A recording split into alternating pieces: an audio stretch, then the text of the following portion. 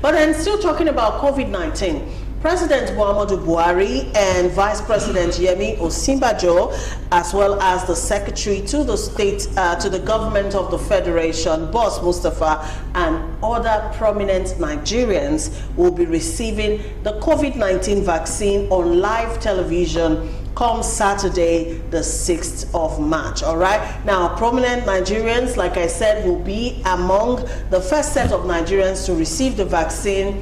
This is to drive awareness on the virus and the vaccine administration in the country when it finally arrives. All right, so you do know that we've had a problem with believability, you know, with this whole COVID thing from the start. So the government is doing this so as to build some sort of reassurance or trust, you know, yes, between them and the citizens. At least if you see your president take the vaccine on live TV, you know, that might actually assuage to a large extent, you know, some of the doubts and some of the fears associated with this COVID-19 thing.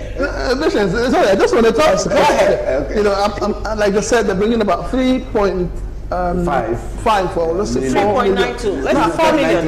The question I'm asking is it inclusive of the one being talked about by the Buhari group? Or is it a different thing entirely? I don't know about, but I know this one is from COVAX. I know, because if we're looking at that, and then we're looking at the one that the group has already promised, so we're looking at about 5 million. Mm-hmm. So it looks as if the government, because I know there has been a controversy over that of Buhari over some time now. There has been back and forth argument. Mm-hmm. So the question is, have the government forgotten that, or is the government still putting that as part of what they're bringing to the Nigerian people? Secondly, do we, you know, like I know that this vaccine requires very, very cold storage, temperature. Are we ready for that? Have the government taken steps, adequate steps for that? These are the kind of things that people should be educated on. I think this particular vaccine don't require that level of temperature you're talking about. This particular one we're being given, you know, is something that can survive in our territory. But that is not even what people on social media are talking about. Okay, first of all, a lot of social media users are knocking African leaders for what they tag jamboree going on, you know, on television everywhere. Of course, we saw what happened yesterday in Ghana. The president of Ghana on live television also took the vaccine. Oh, okay, so come Saturday, our president here in Nigeria will also be taking the vaccines alongside prominent Nigerians who will be taking the vaccines on live television as well. But if you go online, reports have been flying here and here talking about how this vaccine is being taken in other climes. For instance, let's talk about the UK. The UK is actually, the United Kingdom is the first country to actually vaccinate her citizens, you know, and that was sometime in December, December last year, okay? So, people are saying the first people to get the vaccines, what's his name, the Prime Minister? Boris Johnson. He still hasn't gotten the vaccine. We know that. I think he's scheduled for like much later in the year. It was a 90-year-old grandmother, you know, that started with the vaccines. Frontline health workers were considered first. Okay, even the Queen did not get the vaccine. You know, yes, you know, so they were not even considered as the first recipient of this vaccine. But here in Africa, okay, so maybe we're doing things, you know, that are peculiar to us as a people. But I'm just reporting, you know, what's going on social media. It's a simple thing. The people have lost trust in leadership, and leadership is trying as much as possible to build confidence. But the truth of it is that it is actually the people who are in need of the vaccine that should get it first.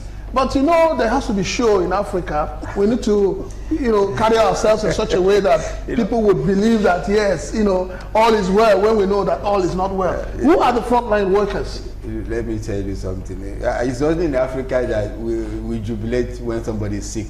But I don't think our forefathers did that. Sickness is not even something to to tell everybody in the whole world. I think one of the things I can say is that the media is going to benefit, because at least they are going to pump in money for advert, you know, to make it open. So media should be able to hype it.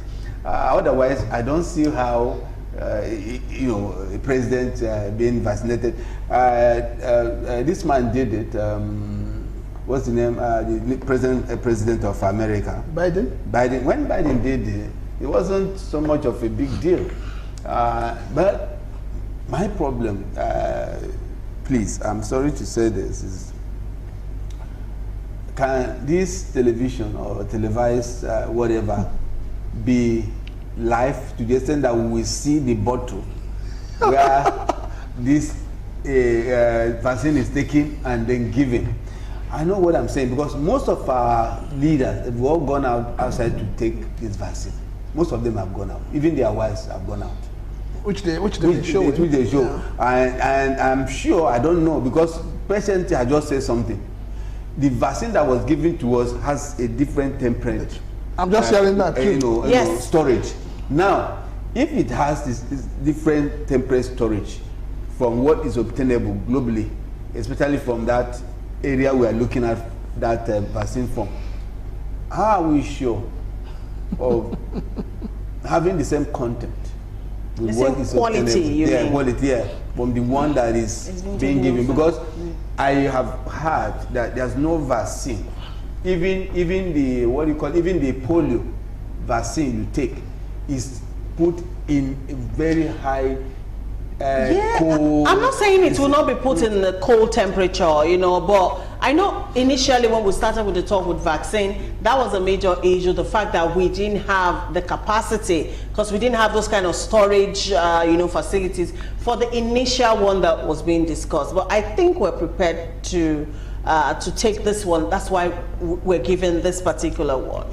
I know there will always be reservations, there'll be fears, you know, and all of that, because wow, like COVID-19 is a new virus the world over, so it's okay to be a bit, you know, skeptical about whatever is going on and all of that. Just well, let's just trust the process. Let me just switch something. You know, one of the Twitter, something that was tweeted by the national quickly, sir. NPHCDA. It says we have a robust cold chain system that can store all types of COVID-19 vaccine in accordance with the required temperature. That is just it. That's just it. Because the required temperature must be maintained. So, well, let us assume, you know, from this that they are prepared and that they are ready. But the question Nigerians are asking is, where is this cold facility? You know, we talk so much in this country without seeing the things. Where's the light? Where's the light? You know, exactly. Okay, because of time, let's move it along very quickly. I'm getting some reactions already. Ola from Ikorodu is here, says, do we have to go through JAMB exam for COVID-19 vaccine? That's exactly what of the amala seller, pepper seller, illiterate and aged people will copy procedures wrongly? That's what Ola thinks. All right, this one here didn't put a name or a location, but just simply says, thank God they said we have to register online first. I don't have data.